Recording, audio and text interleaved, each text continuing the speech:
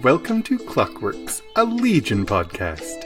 I'm sorry it's been such a long time since we recorded an episode. I'm Jan Moffat. I'm Paul Moffat, and we took an unexpected hiatus because of life. But we're back, and we're gonna be back until the season and show ends. I'm so excited and also sad. Yep, me too. Me too.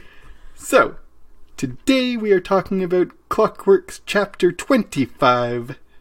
We didn't think of a name for this episode. Let's just call it Cinnamon Girl. Let's just call it Cinnamon Girl. Cinnamon Girl is directed by John Cameron and written by Noah Hawley. Obviously, we have seen both of these people before. John Cameron directed Chapter 22 of Legion. She comes in colors again. The flashback to Charles and Gabrielle's meeting. He also directed Chapter 14, I Am Superman, the alternate universe, where David is all the different Davids. Apparently he directs the alternate reality episodes. Apparently. And I talked about this when we talked about Chapter 22, but he also directed the episode of Fargo where the I Can Help robot. I can help! Noah Hawley, who wrote this episode, made this show. This is the only episode of the season credited only to him as a writer. Interesting. I can see that. A joint writer on a couple of other episodes. This is the only one that's just him. All right. Well, let's get into the beat by beat, tick by talk. Tick by talk. We should have called it that from the very beginning. We should have, and yet we didn't. Too late now. Or is it? Yeah, it's too late. Okay, go ahead. So we have no previously, no nothing. We just go straight into a forest where we have Oliver Bird. The return of Oliver Bird, finally.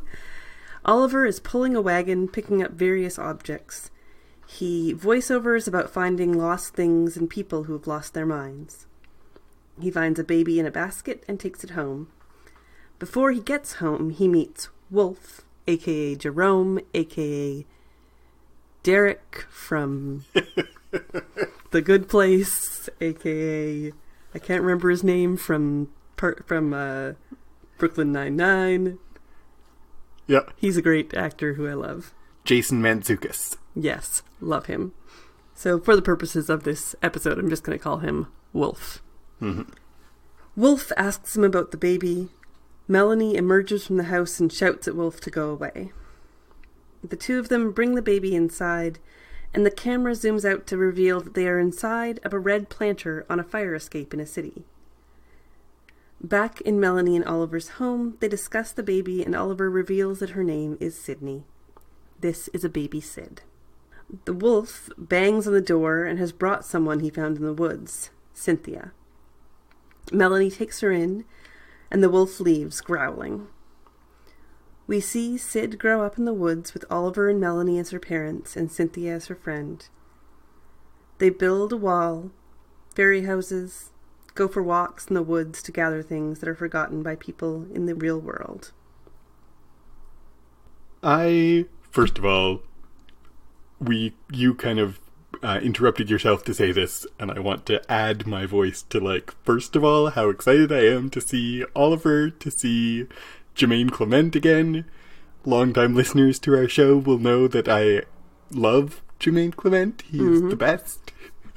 So it was so happy to see him again. And also, Jason Mantzoukas as Wolf is just a delight. He sure is. He's you mentioned Derek. You mentioned Derek and Adrian Pimento, his Brooklyn Nine-Nine character. And I know mainly from those places, although he looked familiar when he showed up on Brooklyn Nine-Nine first, I think.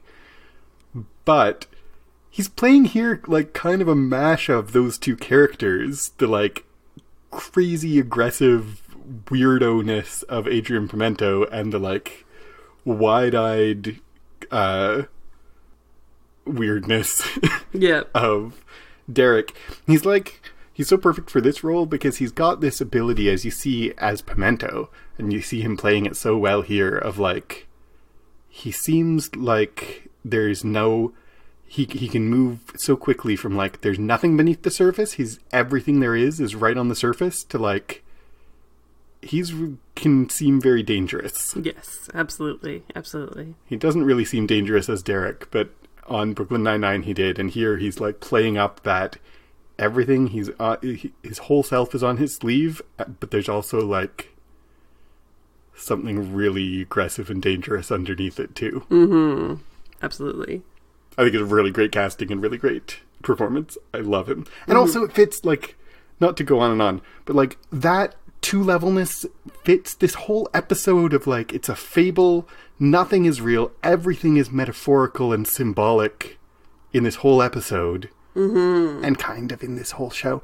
But at the same time, it's like both everything is metaphorical and nothing is metaphorical, because they just take the metaphor and make it extremely literal. Right? Yeah, absolutely. There's also the return of Melanie, yes. who I missed.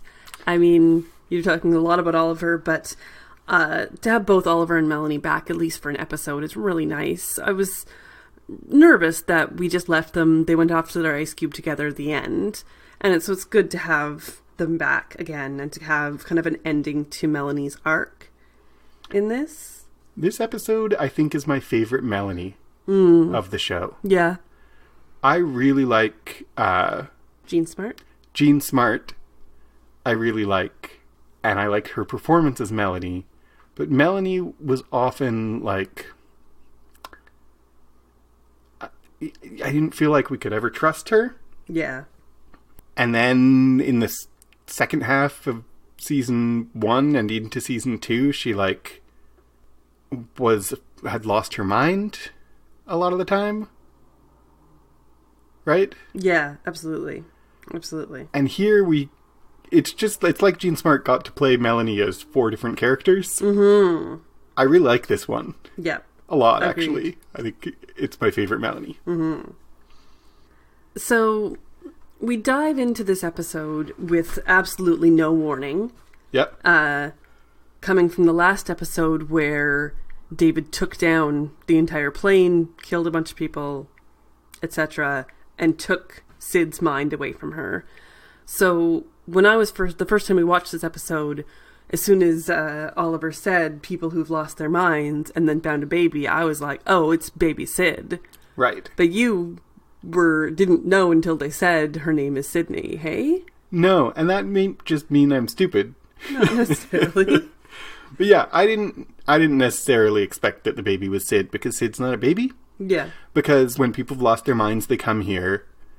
I would not have been at all surprised that they met Sid. Yeah. But that she was a baby, I wasn't expecting. No. Yeah. So I didn't immediately figure out that this baby was baby Sid. Mm-hmm. Though, speaking of, like, when people lose their minds, they come here. I should have known, because David says she can't fight us if she doesn't have a mind, and then Oliver says when people lose their minds. But also it's again what I was saying about they take the metaphor and make it literal, and then also make it so it's nothing but metaphor. That, like, lose their mind is usually a euphemism for mental illness. Mm-hmm. But when David makes Sid lose her mind, that means something different. Yeah. Like, she doesn't have it anymore. And that the baby that Oliver finds is a baby who has a person who has lost their mind. Mm-hmm. So they don't have possession of their mind anymore. It is lost to them. That's not the same thing as mental illness. Mm-hmm. Absolutely. But then that also, like, I can't ignore the people lose their minds means mental illness, and this is a show about David's mental illness, and if the astral plane is where people go when they lose their minds, and David spends a lot of time in the astral plane, does that imply that the fact that David can go to the astral plane is because he has lost his mind, or is in danger of losing his mind, or is on the edge of losing his mind? Or does it mean that going to the astral plane is why he lost his mind? Does it suggest that psychics are all insane? Maybe, or that people who lose their ability to remember, or whatever. Just like David, Charles, and Farouk spend a lot of time on the astral plane. Mm-hmm. Have all 3 of those people already lost their minds? A little. Right? Yeah. Maybe it's, and I mean, Oliver spends all of his time in the astral plane. And he, the first time we met him, has lost his mind in the kind of sense of he doesn't remember who he is. Mm-hmm. The more literal sense of his mind isn't his anymore. Well, and then the other thing is the very first time we meet Oliver Bird, he is telling a fable to the story. He's telling the story of the little bunny who got too close to the ocean. I barely remember. But he tells a story. Yes. To start his thing, and it's like a little fable, like a little fairy tale. And then you have this world where he's just like gone even further right into it. He lives the fairy tale now.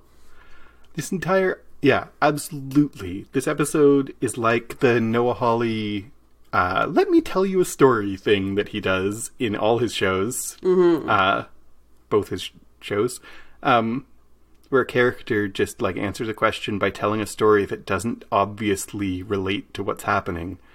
It's like you take that, push it to the extreme, and you get this episode. Yeah. Where the entire show just takes a break to tell us a fable that has a moral that is applicable to the show, and we'll talk at the end of this episode what that might be, or ideas of what that is. This is like taking that tendency and pushing it to its limit, right? Yeah, absolutely. And you're so right that Oliver is one of the like most that kind of character that we have. I said that so badly, but the story they seem to be in is possibly the Three Little Pigs. Because he talks about a house of paper and then they're living in a house of straw. Mighty straw. It should hold. And then they build a house of sticks, and then Sid and Oliver are building a wall of stone. And eventually they move into a house of bricks. Yeah, and they'll talk later about the wall of stone and what it means. But like, we have the house of straw, then a house of twigs, and then a house of bricks, a house of stone. And the wolf is Big Bad Wolf, and it, like we've talked... I keep driving this into the ground, but like, is it a metaphor or is it not? How is he actually a wolf? Like, let's stop for a moment. Maybe it's the Three Little Pigs. He's the Big Bad Wolf. He blows the house down. He howls and has sharp teeth. Like, what is he? He's the... I was surprised that he wasn't Walter from the first season, because Walter was the wolf. Yeah. And the wolves were after us, kind of thing. And it feels like maybe they couldn't get Walter. What's his name? Gray. I can't remember. Yeah, that would have made sense. But, like, that would have been good for continuity. Although it might have been too literal then.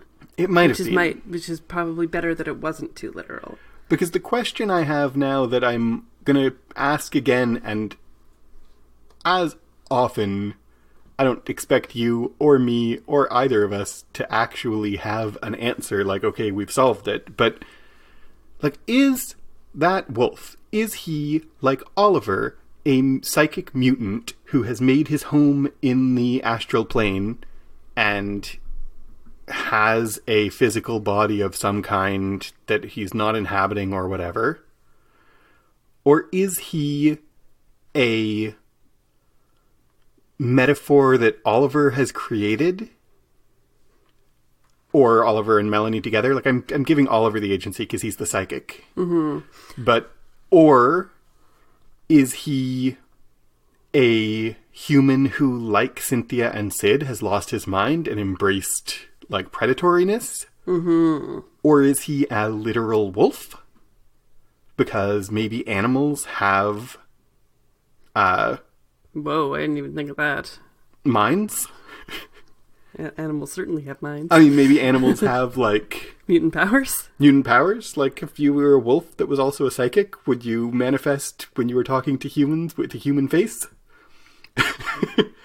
Or is he some kind of like psychic natural phenomenon like the Time Eaters?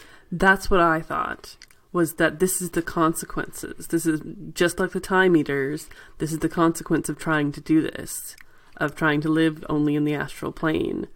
So he's like an equal and opposite reaction to like Oliver living in the astral plane? Exactly, yeah, Oliver and Melanie. So Oliver and Melanie didn't create them like with psychic powers, but the universe created them as kind of like a counterbalance. Mm-hmm. Or is he something that just exists whether they're there or not? He's some kind of force of corruption. Yeah. Personified. He could be all of those things. He could be all or any of those things. I happen to be teaching at this very moment a course on werewolves in medieval literature. And he's not a werewolf, but like metaphorically, the idea of like someone who's part human, part wolf, and sometimes they're wolfish, and like that's all about so many things, but it's about like predatory nature of humanity and the connection or lack of the distinction or lack of distinction between human and animal, and what makes you civilized and what makes you not civilized, and why, I mean, that's all there in this particular case and all the cases of like, it's a wolf. It's actually just a hairy guy. Mm-hmm. But we call him wolf and he acts wolfish. Like that's kind of werewolf light. Yeah. If you want to find out more about that course on werewolves, by the way, you can find it at clockworksacademy.com. Cool. I'll do that. Anyway, sorry to interrupt with that, but I just find it so fascinating. Mm-hmm. Absolutely. And it's clearly, as you say, like it's the Three Little Pigs, it's clearly building most directly on the fairy tale big bad wolf, who himself is a metaphorical representation of like predatory danger. Yeah. Why a wolf rather than any other animal is because in European bestiaries and mythology and fairy tales, wolves represent not only a dangerous animal, but like an evil one. Yeah, absolutely. I just want to mention that Oliver uses, and then Oliver and Sid use together when they're foraging for lost things. They're pulling a red flyer wagon. Yeah. Which we have seen in the past before. That is David and Amy had the red flyer wagon in their past. And so there's a few things throughout this episode that is all in this fantasy, completely other world, but there's little touchstones of this is still Legion, this is still the show you've been watching. And I feel like the red flyer wagon is a little call out to that side of it. I didn't notice that. I didn't remember that David and Amy had a red flyer wagon. Mm-hmm. A 5-year-old Sid goes to the edge of the planter to look at the real world, but Oliver won't tell her about it yet. Sid finds a rotting fox in a tree, and the wolf tries to scare her with the idea of death, but it doesn't work. Melanie tells Sid a bedtime story about a girl with the power of feeling what the animals felt, and not knowing where the animals ended and she began. Cynthia is taken into the woods by the wolf, who gives her drugs and lures her away. Sid continues to grow, and dreams of her life as the other Sid. The wolf comes to blow the house down, and they move to the city. Sid is older again, this time studying math, and she wants to learn about the real world. Oliver tells her to enjoy being young, and that she must learn about love before hate.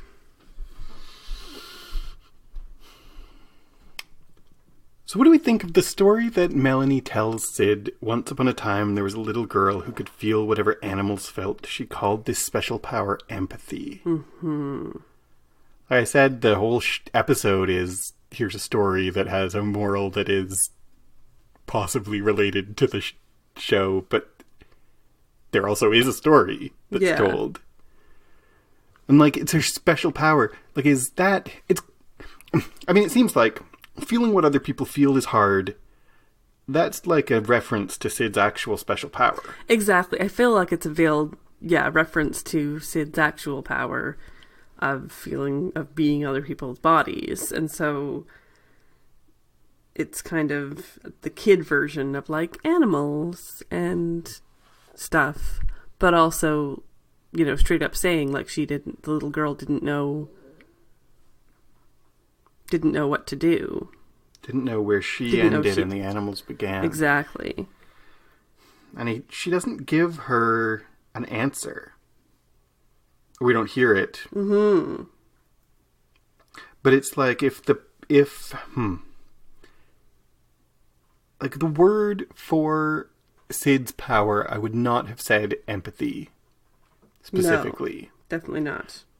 But it feels like Melanie is deliberately framing Sid's power in a different perspective. Mm-hmm. Teaching her that feeling what other people feel is called empathy. That empathy is hard because you don't know where you start and end, but it's also good because it helps you understand people. And this is like a way for Sid to understand her powers in a new way, Mm-hmm. And having a mother who can explain and teach her things. It's kind of like the question that Sid has kept asking, who teaches us to be normal when we're one of a kind? Yes, that's exactly what I was thinking. And I was going to maybe say that at the end, but it is like this whole episode is Sid learning in a whole different way how to grow up. Yeah. And she isn't plagued by those kind of questions anymore. Yeah.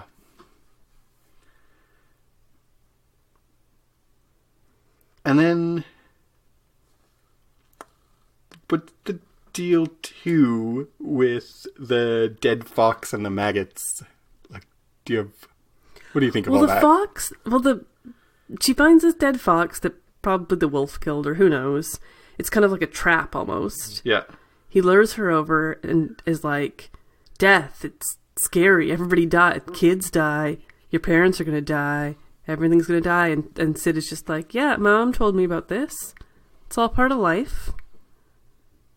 Everyone dies. That's fine. Like, it kind of just demonstrates how well adjusted she is. That the wolf really wants to, like, scare her and lure her away and really clumsily freak her out. But she's just like, yeah, I've been raised to know things. It's fine. And we see that again when, like, the beginning of the section where Sid is a little older and Melanie is telling her about, like, your changing body and blah, blah, blah. And she goes like, well, what's chlamydia? And Melanie just like, well, it's like getting a virus, but you get it from unprotected sex. Like, she just, like, straight up tells her because why not? And so the wolf has no power over her because she's being raised to know things and not to be scared of whatever the wolf says. This is what, like, one of the things that I think the fable is. One of the themes of this episode is knowledge, right? Mm-hmm. And when Oliver first finds the baby and meets the wolf, and the wolf says, make sure you tell her all the terrible things. They can never grow up too fast. Mm-hmm. Like, the idea here is contrasting the wolf and Oliver and even the way that the wolf talks about Cynthia. She's lost her innocence. What he wants to do with the baby is deprive her of her innocence as soon as possible by telling her all the horrible things about the world. Yeah. The contrast between preserving innocence and erasing it, it feels like a naive person's version of wisdom to say that you have to face the harsh truths of the world. And that's the wolf's perspective, and I really like the way that the episode just makes fun of that. Mm-hmm. Makes that ridiculous. And then the deal with Melanie telling Sid what chlamydia is like, it's not a contrast between the wolf telling her truths about the real world and Melanie hiding truths. It's like how they present the truth. And like when she says, it's like a cold for your vagina, and Sid says bodies are weird. Mm-hmm. And Melanie says, I think the word you're looking for is beautiful. Yeah, exactly. That if you frame things differently, the same truths, and like jumping ahead slightly, but we'll get to it, but Oliver is going to talk later about how it's about the order of things. Yeah. Melanie and Oliver aren't hiding anything from Sid. They're just presenting things to her in an order and with a frame that the wolf wants to deny her. And that's what loses someone's innocence. Isn't seeing the real world. It's seeing the real world in the wrong order and through the wrong frame. Mm-hmm. Exactly. Hate instead of love. Exactly. And that's what Oliver says at the end of this section is, we want to teach you love before we teach you hate. We want you to be young. Yeah. And she's like, oh, I'm old enough. And like, you have your whole life to be old. You're young. Be young. And that is so beautiful. I was saying a second ago that, like, the wolf feels like a naive person's idea of what wisdom is. And what Oliver says feels to me like what actual wisdom is. That, like, you have to learn about love before we learn about hate. Mm-hmm. It's about the order of, like, I love that. I love that idea. Yeah. So much. And also, like, maybe less profound wisdom, but, like, I feel it in my heart as being so true that, like, if you feel safe when you're young, you'll feel safe when you're old. Mm-hmm. When you were young, we let you be wild because wildness is important, but when you were older, we gave you structure because we wanted you to be safe. Yeah. Like, they're the best parents. Yeah, absolutely. I absolutely love their parenting. Mm-hmm. They say they move to the gutter. From the woods to the gutter. So they move to the city, but they're in like a basement apartment, basically. Mm-hmm. And what's weird about it is it feels like they move out of that planter to the city part, but it's still also in the astral plane. Like, it almost felt like that planter was like actually in the real world, but no, it was still like just layers upon layers of the astral plane. Yeah. And I also wonder, all the other people in the city, are these other people in the astral plane, or are these people real? I don't think they're real. And if not real, then what are they and where do they come from? That is, not real as in they don't correspond to real humans or real mutants. Mm-hmm. Except Cynthia's real. Well, it's just like when we had the fake Clockworks back in season 1, there was all these other people there. They weren't people. They were just like set dressing. Yeah. So that it seems like a real place. So who's making the set? Oliver? Maybe? Melanie says they moved from the woods to the gutter to escape the knowledge. Again, about knowledge and innocence and like... But I thought a second ago I said they weren't trying to escape knowledge. Except that actually Oliver says it's about order. The order of things. You don't escape knowledge forever. But you might want to escape it for now.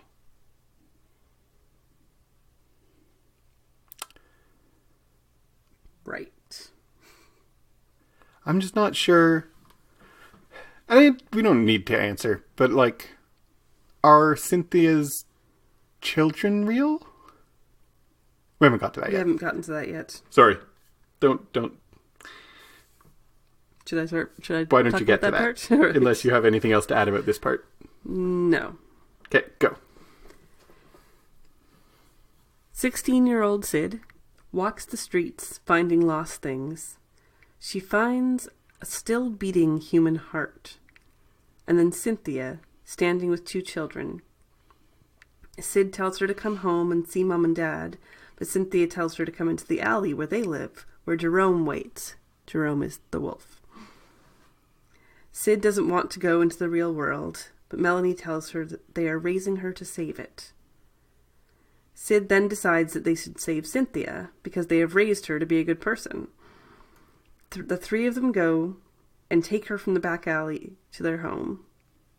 Sid tries to convince Cynthia that she deserves love and to come home. In the street, the wolf and Oliver meet up and have a rap battle.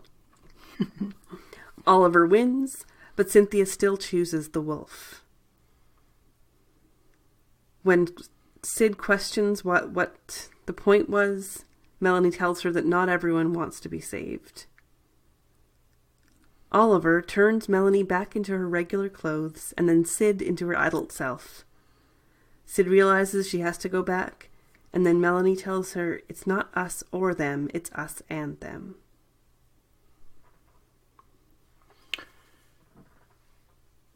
So, I'm going to start with what I ended with. What are Cynthia's children? Their names are Sweetie and Blue, which is like... It's always blue? It's always blue. It's very much like how Lenny talks. Yeah. She calls people Sweetie, and it's always blue. So these are not arbitrary names. No. They are... Okay, let me just lay the cards on the table here. Okay, do it. I think that Cynthia is a stand-in for David. Really? I think that Sweetie and Blue are a hint at that David is controlled by his drug addiction and Lenny in the past. They're hints to who Cynthia is and saving her from Farouk, from the dark side, from whatever is Sid's mission. And so this whole thing with Cynthia is a metaphor for David. Okay. When you say a stand-in for David, I totally agree with you when you say it's a metaphor for David. Metaphor for David. Okay. I thought like in the world of the show, Cynthia is David in some way? No. Okay. She's representative of David in Sid's life. She's like David writ small. What? She's like David writ small, on a smaller scale. Oh, yes. The same issues as David. Yeah, totally. I think you're totally right. And she represents David to Sid. Yeah. In this world. Someone that Sid loves, who kind of betrayed her, who is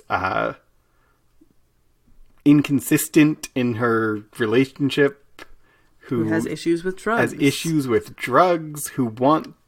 Sid wants to save but might not want to be saved, might not be able to be saved, and who is, seduced away by dark psychic presence. Well, and the wolf in the woods is like, Kenny wants you back. Kenny who hurt you. Kenny, Benny, Lenny. I didn't see that at all. It's, a little close to what David has gone through. I think you're totally right, Kenny, Lenny, Benny. I can't believe I didn't notice that. Yeah. So then, yeah. So Sweetie and Blue are just like, they're her children, but they're also just results of her addiction. They're the results of her addiction and the things that tie her to her self-destructive world. Mm-hmm. Also, they're not old enough to be her actual children. No, I mean, if she left when she left and Sid was the age that she was. Yeah. Or whatever. Yeah, if Sid was like 7 when she left and she's 16 now, she wouldn't have... Oh, no, I guess she could have... No, they could be about right. 10 and 6. Okay, yeah, fair. Time, They'd be math. about right. It's all time. Math's tough. What's the... Okay, like, and... Sweetie and Blue, just to fixate on them one more second, the first thing they say, like, do you like vodka? Comes in strawberry and vanilla. Like, that's hilarious in a dark way. Yes. And then, Blue's the boy, right? Yeah. It's confusing because Sweetie is wearing all blue, but she's not blue. Blue's the boy who isn't wearing any blue. Blue says, choke chain? And, like, those two things, I just, like, it's a joke, but, like, vodka and choke chains are things that hold you back. Yeah, exactly. Right? They're metaphorical of, like, both of violence and control and dependency and lack of agency is what a choke chain does to a dog. Yeah. It's when it can't decide what it does anymore. Mm-hmm. Right?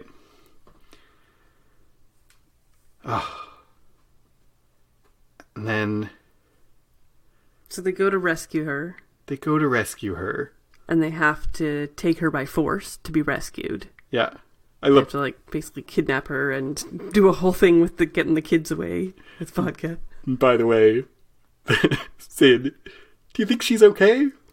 Well, she's a drug addict who lives with a wolf. So, no. Yeah. Yeah, that was a great line. It is so hard, this episode. I have, in my notes, we've gone past most of them, but I couldn't do that one. I couldn't go past that one. So much of my notes is just quotes from the episode. Yeah. They're both, I think, profound and hilarious. Mm-hmm. This episode is so... one of the things that this fable world gives Noah Hawley is the ability to just, like, dispense with realism. Yeah. With, like, the dialogue isn't what anyone real would ever say. Mm-hmm. So everything is either a hilarious joke or, like, a deep wisdom. Yeah. Yeah. Right? Exactly. It's a very Noah Hawley episode. Yep. Do you want to talk about the rap battle? I want to talk about the rap battle. It's a rap battle. It's awesome. I don't know how to express. When we watched this episode in real time, you and I too basically lost it at the rap battle. We were just like... Oliver's like, there's only one way this can... You know, he says it so, like, grim. Mm-hmm. There's only one way this can end. A rap battle. Oh. And if you know Jermaine Clement, you know that, like, as Flight of the Conchords, Jermaine Clement and Brett McKenzie, like, one of their shticks was, like, rap battles that were, you know... Funny. The joke is that they are very not hard, pretending to be hard for a rap battle. Yeah. And so they, like, we know, if you know Flight of the Conchords, that Jermaine Clement can rap, sort of. Yeah, sort of. That, like, this is his element, for sure. So much. And this rap battle is fantastic. It's so entertaining and so delightful, and I love it. I love the back and, like... Also, the metaphor of it. It's a battle of ideas. That's what a rap battle is. Always. Yeah.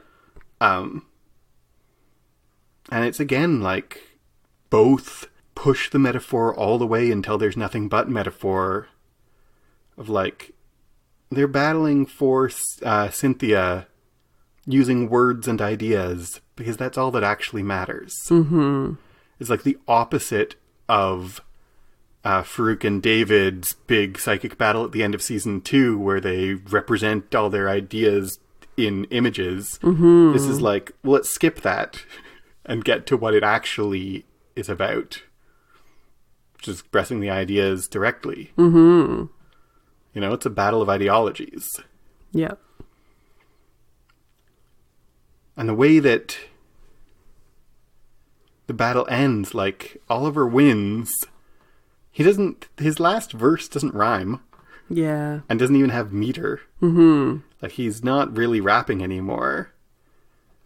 But he wins. Just speaking truth. Yeah. And he wins by, like, exactly what he said to Sid. You need love before you can have hate. He starts off by, like, swagger and, I'm the shaman, I'm a wizard in a like, but he ends by being like, people love me and I go to bed happy. Mm-hmm. Yep. And that would, like, destroy the wolf. Mm-hmm. Exactly. Except that it doesn't. He still gets her. Even when Oliver wins, he loses. Mm-hmm. Or even when the wolf loses, he still wins. Like, what does that mean? They say it's some people don't want to be saved. And yes, okay, sure. Some people don't want to be saved. It's up to them. You can't force... people to be saved. Mm-hmm. But also, like, philosophically, as a statement on the nature of evil. Even when evil loses, it still wins. In this episode. Yeah. You know? Yeah. If the wolf represents predatory corruption, you can't regain innocence or something. Mm-hmm. Like, it's why it's so important to protect Sid's innocence, because once you've lost it, you've lost it. And that doesn't mean you choose not to be saved, but like you can't recreate your innocence. Yeah, I don't know if you can hear it on the microphone. We're hearing a whistle that I have no idea where in the world it is coming from, and I hope you can't hear it. I'm just going to put that right on tape, so if you do hear it, I'm not doing it. We can't stop it. True story. The moral is some people don't want to be saved. If we apply that then to David, or like this is kind of Sid's realization about going back to the real world, is that not everyone wants to be saved, but we try to save them anyway, kind of thing. And it's not us or them, it's us and them. Yeah, I like that too. That was really interesting. Because it is everyone. Because it is like, when it comes to what David is trying to do, which is like make some changes to change the past, that's going to affect everyone. Mm-hmm. And so it's everyone who needs to be saved. It's everyone who needs to be dealt with, including David, including Farouk, including everybody. And this is what, like, we really said at the end of season 2 about the shift in perspective of, like, maybe David isn't the hero, maybe David's the villain all along. And we said, like, that's a common thing that Legion fandom says. And we've said on this show, and really said at the end of season 2, that, like, that's not what Noah Hawley is doing in this show. No. One of the things from the very beginning that this show has been doing is complicating this idea of there is the hero, there is the villain. Mm-hmm.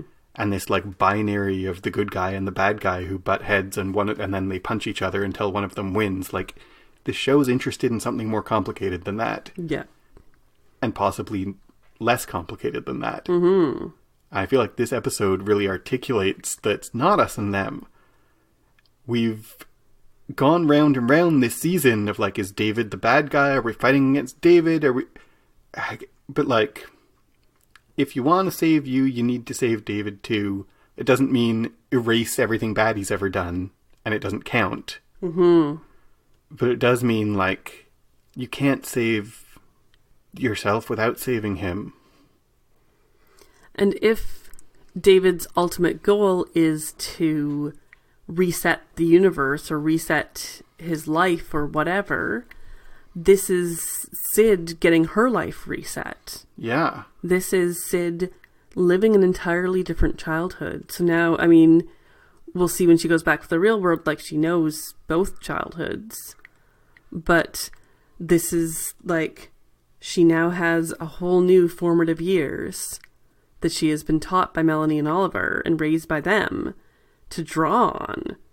And to, like, is she going to be a whole different person now going forward? What is this going to affect? I mean, I think it does. Like, it gives her a different perspective on what saving the world entails. Mm-hmm. Right? Yeah. And Melanie says, like, it's not, what if I don't want to? It's not just about you.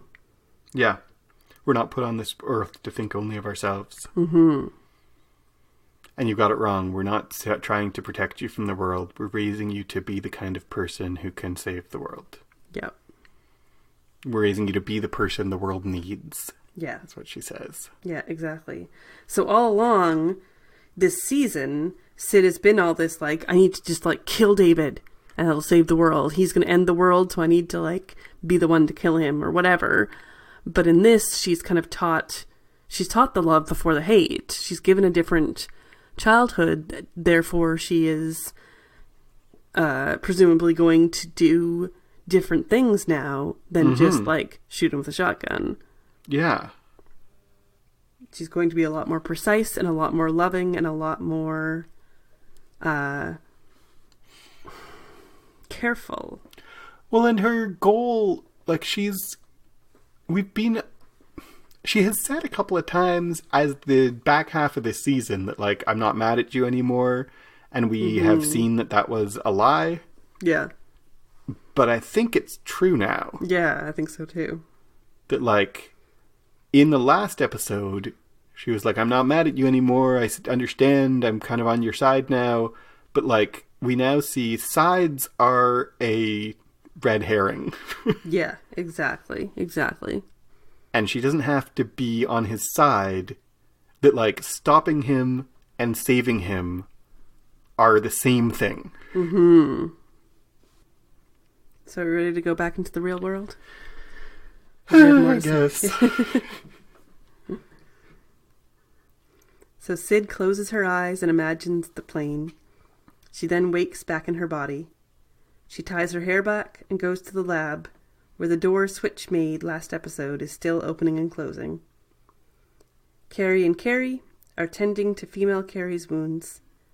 Sid comes in and talks to them, saying she's lived an entire second life in the last 20 minutes, and they have to go through the time door.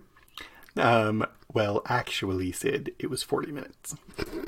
True story. Male Carrie has made bracelets to follow Switch. Female Carrie says she can't help in her state. The two of them merge, and male Carrie takes on all of her wounds, slumping into a wheelchair.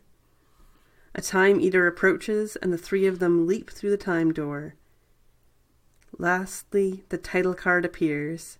At the very end, it's made of several found things: an old boot, a nutcracker, pipes, a wooden spoon, a gear, and candlesticks. We cut to credits. So this was an entire episode of Legion without any David. No David. Except, like, blink and you miss him in flashbacks while Sid was dreaming. Yeah. Which is all just stock footage. Like, no real Dan Stevens acting in this episode at all. No.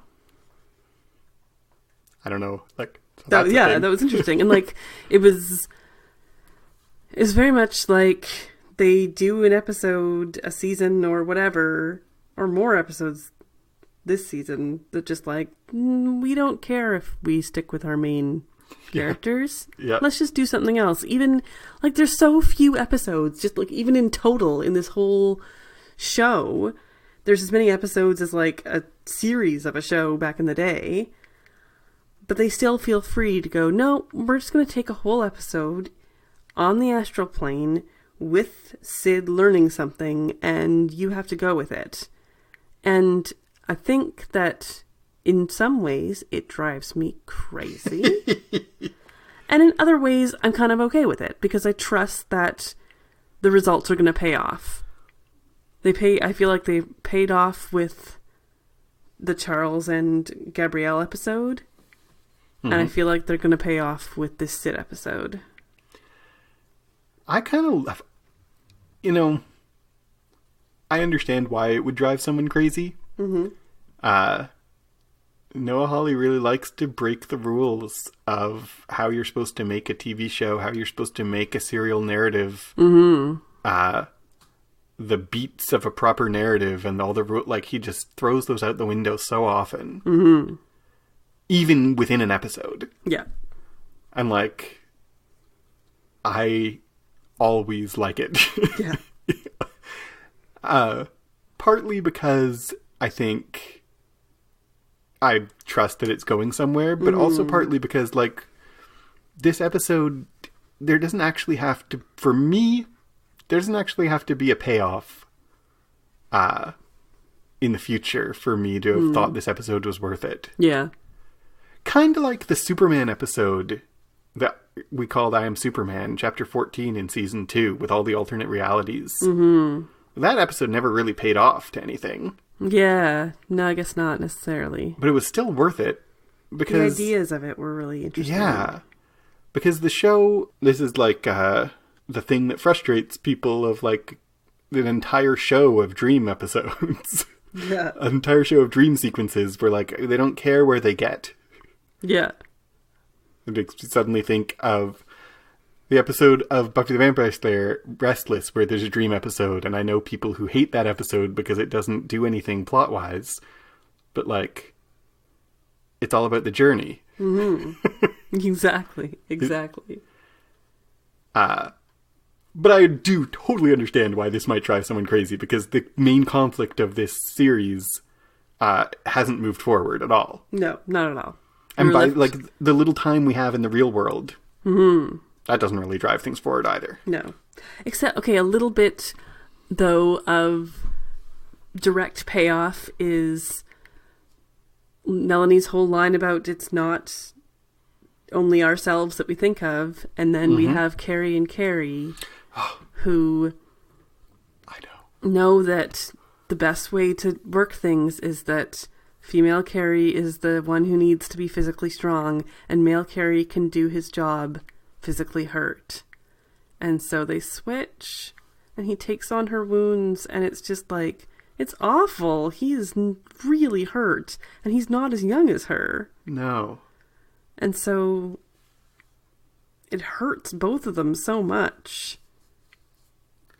But it's what they need to do. We've seen this before, him taking on all her wounds. Mm-hmm. And like both times, it is such a powerful image. Yeah, it really is. Of like, again, making the metaphor literal of like, what do you mean we don't think only of ourselves? Well, let's make that literal and visual. Mm-hmm. Exactly. And it's like painful and to watch, because I like and care about Carrie so much, both of them, but I personally like and care about Bill Irwin's Carrie a little bit more. Mm-hmm. So like, it's painful, but it's also beautiful. Mm-hmm. There's something so beautiful in like, I'll be hurt so that you're not. Yeah. You know? Exactly. They leap through the time door, and we kind of have been paying attention to where the credits land in this season. So the FX presents Marvel whatever Legion, and this one it's like literally right at the end, and so it's very much like this was a little interstitial. It doesn't count as part of the main thing, but here it was. They did that too in the pilot of this, or in that, not pilot, in the first episode of this season. Yeah, they did. It was right at the end. Yeah. And we said the same thing, that like, that kind of indicates to us that whole episode was a preamble to the season. Mm-hmm. And this whole episode was like in between episodes. Yeah, just a little intermission. Yeah. Do you want to talk about the music in this episode? Yeah. There is only one song in this episode. The rest of the music, as far as I can tell, is all written by Jeff Russo. There was some instrumental music that sounded very familiar, but that could just be because it was so melodic it feels like what it should sound like. So the only song... And the rap battle written by Noah Hawley, I assume? Yeah, I assume so. The sum of Oliver's part of the rap battle sounded so Flight of the Conchords that it might have been Jermaine Clement might have helped write the rap battle. But I don't know, he's not credited as that. Yeah, I could ask him on Twitter. You could. Maybe too late now. I'll ask and see if he answers. Hello everyone, this is Paul in the middle of editing, jumping in here, cutting myself in here to say I did ask Jermaine Clement, and he did answer, and this rap battle was entirely in the script as written by Noah Hawley. Jermaine didn't write any of it. But he performed it so well. Alright, back to the show. So the only real song comes right as the credits happen, which is Cinnamon Girl, originally by Neil Young, covered here by Noah Hawley and Jeff Russo. And it goes... I want to live with a cinnamon girl. I could be happy the rest of my life with a cinnamon girl. And then there are other verses that this cover skips to come to the bridge. Pa, send me money now. I'm going to make it somehow. I need another chance. You see your baby loves to dance. Yeah. I want to live with a cinnamon girl. Okay. What does that mean? I mean, I guess the Cinnamon Girl could be Sid. The Cinnamon Girl could be Sid. The Cinnamon Girl could also be Melanie, and Oliver could be speaking. That I want to live, when Oliver says, who would want to go back? I'm going to be happy the rest of my life. Away from everything with the Cinnamon Girl. Mm-hmm. There's a sense in the song of it's kind of like a idea of I'm going to leave my busy, hectic city life. You think of the part of the show in the city. Mm-hmm. And I'm going to leave all that and live with the Cinnamon Girl is kind of the idea in the song that Neil Young is singing. And he's even said in interviews, he wrote the song when he was in New York and he spotted this busker through the crowd and was like, maybe we could just run off and be together. And he said his wife didn't like that song. But the idea isn't that Neil Young actually wants to go run off with some woman he sees on the street. It's that maybe I could just go live an innocent life. Mm-hmm. And that's what Oliver and Melanie are doing, and it's what Sid could maybe do. Maybe Sid could live with the Cinnamon Girl, and the Cinnamon Girl is Oliver and Melanie. Mm-hmm. And I could be happy the rest of my life, but she doesn't. She comes back to the world because she has things she needs to do. But it's about... The song is about, send me money, I'm going to make it somehow, I'm going to live off the grid and a free life, you know? Yeah. That's my thoughts. Yeah, I can see those. Do you have any thoughts about the clothing in this episode? I have a little bit of thoughts. The clothing is all very fairy tale world, pseudo medieval, whatever, peasant clothes. Yep. But the clothes that the wolf wears feel very similar to the Mad Hatter. Huh. That Lenny wears. Right. And it just draws a line between the two of them. And then Melanie changes from her just peasant clothes back into her regular clothes. And Oliver as well goes back into his white suit with the martini. She goes back into her kind of cream clothes, and they're both back in their white, almost angelic clothing. And that's really what I see it as, is they're saying goodbye to Sid, and they're both in their white clothes. They're both in the clothes that she can remember, because she's kind of, at this moment, gotten her memory back of the way they were. And it's also a goodbye. And you're gone now. Melanie and Oliver are, no longer of this world. And so they're dressed angelically. And they were her guardian angels. They gave her a whole different life. And I feel like their clothing at the very end really symbolizes that. I like it. So that's what I have to say about clothing. I like it. Mm-hmm. All right. Well, I think that wraps up this episode, unless you have anything more to say about this episode of Legion. Nope. I would love to hear what people have to think. As of recording this, the whole season has finished. Whole series is finished. But if you're... Some people I've heard are nice enough to wait until we have an episode out. So thanks for waiting. And if you want to chat with us about it, please do so. How would they do that, Paul? You can find us on Twitter at ClockworksCast. You can send us an email, clockworkscast@gmail.com. You can find us on Facebook and Reddit and Instagram by searching for us there or clicking on the show notes. If you like this show, please rate and review it so more people can find it. And if you like the kinds of things that we do, consider supporting us on Patreon at patreon.com/clockworkscast. I've been Paul Moffat. I've been Jan Moffat. Goodbye.